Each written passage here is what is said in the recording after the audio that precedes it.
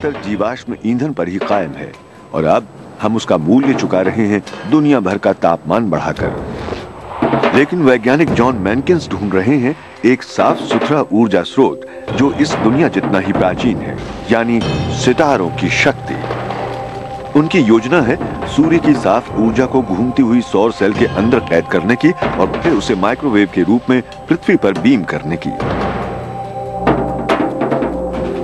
Microwave स्थिर पानी के ताल में गिरती बारिश की एक बूंद जैसा काम करती है। तरंगें शुरू होती हैं एक बिंदु पर और फिर सब दिशाओं में फैल जाती हैं। Low energy microwave cell phone के द्वारा हमारी सूचनाएं और हमारी आवाज हवा में से ले जाने के लिए बढ़िया है, लेकिन इसमें एक खामी है। माइक्रोवेव अपने स्रोत से बाहर यात्रा करते समय अपनी ऊर्जा बहुत जल्दी खो देती हैं। अंतरिक्ष से सौर शक्ति बीम करने में समस्या बहुत ज्यादा बढ़ जाती है। मैनकिंस की योजना के कामयाब होने के लिए ऊर्जा ले जाने वाली माइक्रोवेव को ताल की लहर जैसा नहीं बल्कि बाग में पानी देने वाली नली जैसा केंद्रित होना चाहिए। बीम को फोकस होना चाहिए ताकि वो बदली हुई सौर ऊर्जा को करीब 35,000 किलोमीटर दूर ले जा सके और धरती पर लगे रिसीवर पर बिना शक्ति खोए पहुंचा सके। ये पता लगाने के लिए कि माइक्रोवेव को केंद्रित कैसे करें, मैनकिंस और टीम ने हवाई के हवादार हवाई अड्डे पर एक महत्वाकांक्षी प्रयोग करने का इंतजाम किया। तो हम देख रहे हैं 4 ट्रांसमीटर पैनल जिनके फेज एरे को आकृति दी जा रही है। मतलब इनमें से हर एक वही एक ही माइक्रोवेव फ्रीक्वेंसी ट्रांसमिट करेगा और वो उसे एक बीम के रूप में इस हवाई अड्डे के पार उन्हें भेज देगा। वो आप देख रहे हैं उस तरफ उन रिसीवर्स तक। अस्त व्यस्त तरंगों को एक एकीकृत बीम बनाने के लिए टीम कोशिश करेगी कि चारों ट्रांसमीटर एक साथ अपने निजी माइक्रोवेव संकेत परिशुद्धता से एक ही समय में भेजें।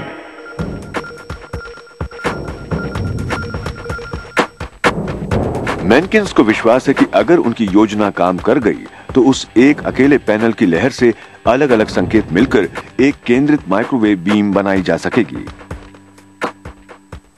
और हमें उम्मीद है कि हर 1.5 मीटर पर इन डिटेक्टर को लगाकर हम सचमुच बीम का सिरा देख पाएंगे, मध्य देख पाएंगे और फिर बीम का दूसरा सिरा एक आकार की तरह। हम ये करना चाह रहे हैं। काया की टीम ने बीम को काटने के लिए 7 रिसीवर एक लाइन में लगाए हैं। इन रिसीवरों से मिला डेटा सीधा लैपटॉप में चला जाएगा, जिससे माइक्रोवेव की असली चौड़ाई की पुष्टि ग्राफ के रूप में हो जाएगी। अब माइक्रोवेव ट्रांसमीटर एक बीम को 150 फुट हवा में से रिसीवर तक छोड़ने के लिए तैयार है। परीक्षण शुरू हो गया।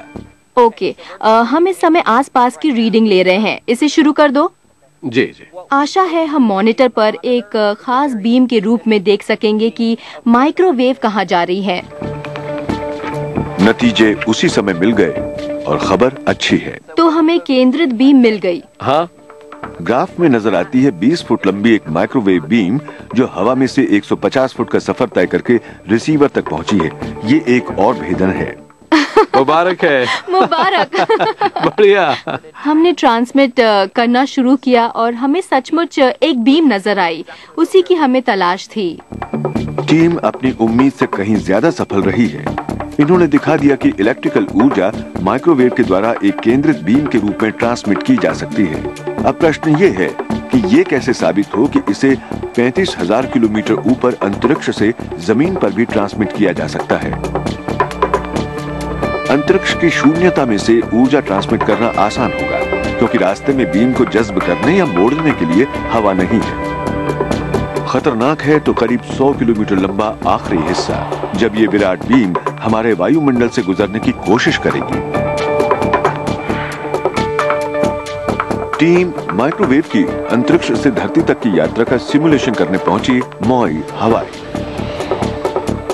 यहाँ विशाल ज्वालामुखी हलेआकला की चोटी पर पहुंचकर वो कोशिश करेंगे बीम को सपाट दशा में आखिरी 100 किलोमीटर खुले समुद्र के पार बिग आइलैंड की तरफ भेजने की। ये फासला धरती के वायुमंडल की मोटाई के बराबर है।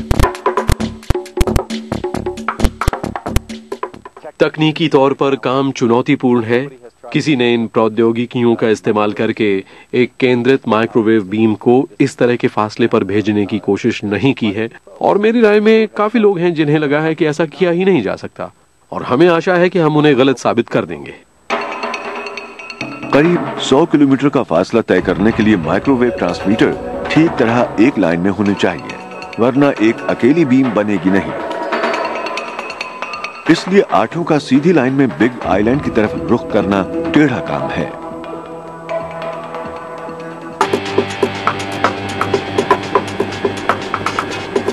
अदृश्य बीम को नापने के लिए बेसिल खुद को जोखिम में डालेंगे। उनकी योजना एक हेलीकॉप्टर को उड़ता हुआ रिसीवर बनाकर अलग अलग फासलों पर बीम का आकार और उसकी सघनता मॉनिटर करने की है। ये है माइक्रोवेव एंटीना जो डेटा एक्विजिशन कंसोल को फीड करता है, वो कंप्यूटर को फीड करता है, और कंप्यूटर पर एक सुंदर प्रदर्शन मुझे माइक्रोवेव की डेंसिटी डेसिबल में बताएगा। यहाँ जीपीएस भी है, तो ये सिस्टम मुझे माइक्रोवेव बीम के बारे में सब कुछ बता देगा ताकि हम उसका विश्लेषण कर सकें। बेसिल से मिली रिपोर्टों के आधार पर जेनिफर माइक्रोवेव के रास्ते की दिशा तय करेंगी, उसकी लंबाई, चौड़ाई और शक्ति समेत। लेकिन यह साबित करने के लिए कि मैनकिंस की प्रौद्योगिकी वाकई काम करेगी, बीम को सफर करके करीब 100 किलोमीटर के फासले पर नपने लायक होना चाहिए। और फिर हर 16 किलोमीटर पर रास्ते भर, यानी 16 किलोमीटर, 32, 48, 64, 80 और 96 पर। ठीक है, तो हमें इन सारे कोऑर्डिनेट को लिख लेना चाहिए। इन स्थानों पर रुककर एक तरफ होकर माप ले लेना चाहिए।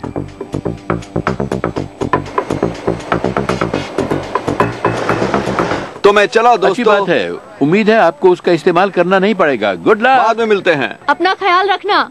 एक मूलभूत नई प्रौद्योगिकी का ये एक मामूली परीक्षण है। ये काम करेगा या नहीं, दांव पर है संभावना साफ सुथरी ऊर्जा की एक बीम से दुनिया के बढ़ते तापमान की समस्या पर वार करने की। You're watching Discovery Project Earth.